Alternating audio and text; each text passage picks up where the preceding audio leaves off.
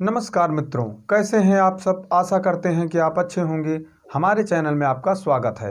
आज हम बात करने वाले हैं आईपीसी की एक ऐसी धारा के विषय में जब किसी व्यक्ति को उसके मान सम्मान को ठेस पहुंचता है तब वह इस धारा के अंतर्गत एफआईआर दर्ज करवा सकता है और अपने मान सम्मान को बचाने के लिए भी इस धारा का प्रयोग किया जाता है। इस धारा में बताया गया है कि अगर कोई व्यक्ति आपके पद प्रतिष्ठा का मान भंग कर दे तब आप इस धारा से उसके ऊपर एफआईआर करवा सकते हैं।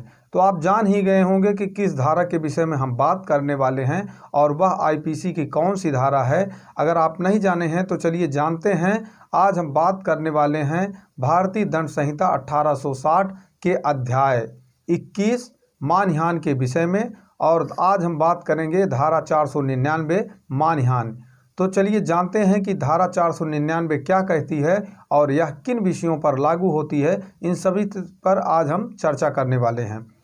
मानहानि जो कोई बोले गए या पढ़े जाने के लिए आशयी शब्दों द्वारा या दृश्य रूपणों द्वारा किसी व्यक्ति के बारे में कोई लांछन इस आशय से लगाता है या प्रकाशित करता है कि ऐसे लांछन से ऐसे व्यक्ति की ख्याति की अपहानि की जाए या यह जानते हुए कि विश्वास करने का कारण रखते हुए लगाता है या प्रकाशित करता है कि ऐसे लांछन से ऐसे व्यक्ति की ख्याति अपहानि होगी।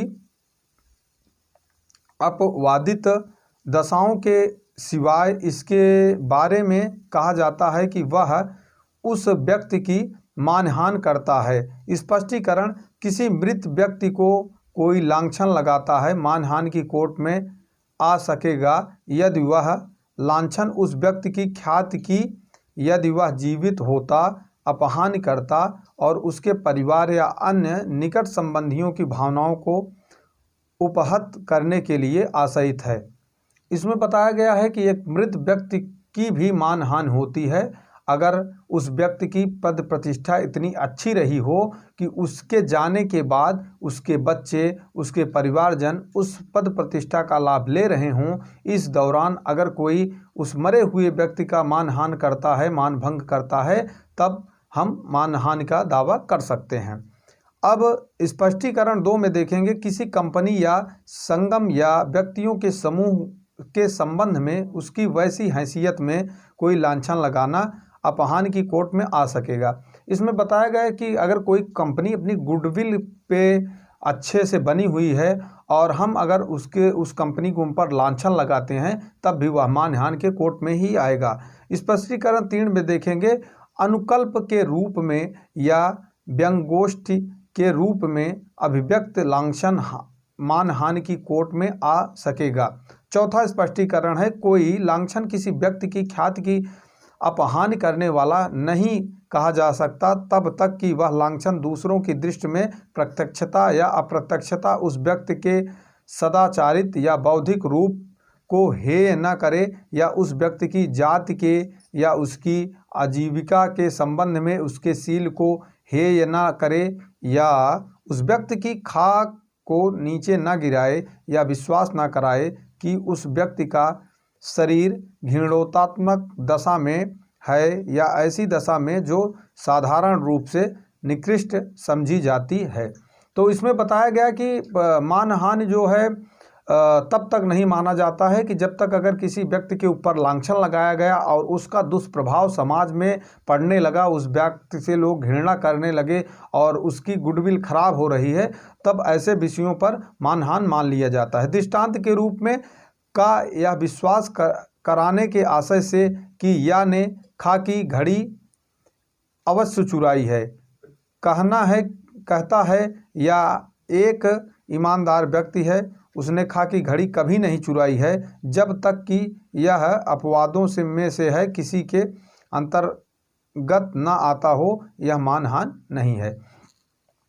अगर उस जैसे या पे आरोप लगाता है कि खाकी घड़ी या ने चुरा ली है, जब तक इसका दुष्प्रभाव समाज पर नहीं पड़ता है कि देखिए उनकी घड़ी इन्होंने ही चुराई थी, ऐसा लोग अगर कहना चालू कर दें तो ये समझिए कि उसकी मानहानि हो रही है।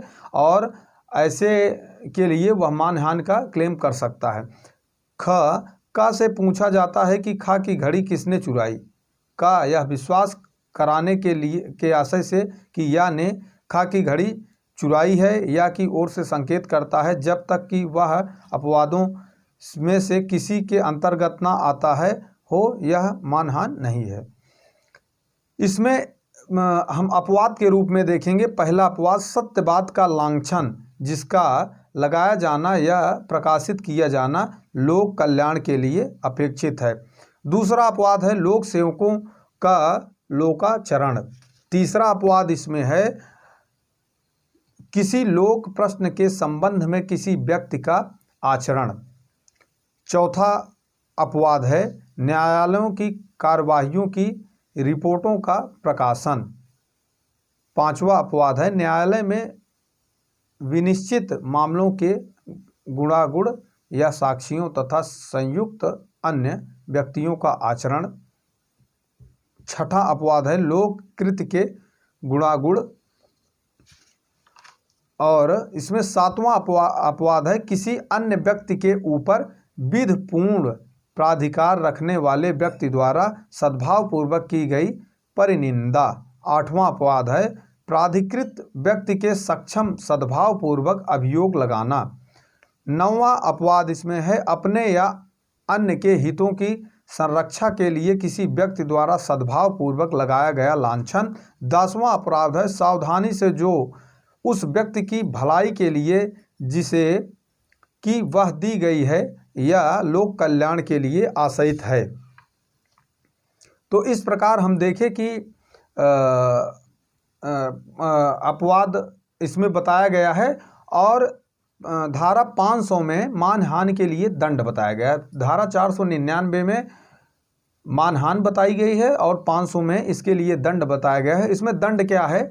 जो कोई किसी अन्य व्यक्ति की मानहानि करेगा वह सादा कारावास जिसकी अवधि 2 वर्ष तक की हो सकेगी या जुर्माने से या दोनों से दंडित किया जाएगा। इसमें बहुत बड़ी सज़ा नहीं है। इसमें 2 वर्ष का सादा कारावास है और जुर्माना या दोनों से भी दंडित किया जा सकता है। आशा करते हैं कि आप इस वीडियो में मानहानि और उसके दंड को अच्छे से समझ गए होंगे। अगर यह वीडियो आपको अच्छा लगा हो तो हमारे चैनल को लाइक, शेयर और सब्सक्राइब करें। धन्यवाद मित्रों।